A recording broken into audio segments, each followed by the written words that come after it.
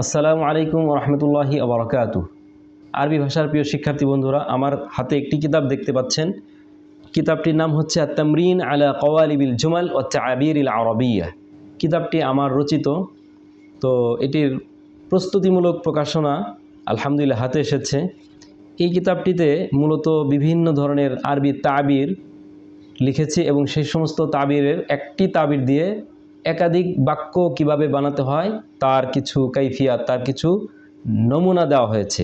আমরা যে আরবি তাবির মুখস্থ করে থাকি, তো এই দেখা যায় যে আরবি তাবির মুখস্থ করার পর কিছুদিন পর সেই তাবিরগুলো আমরা ভুলে যাই, মনে থাকে না।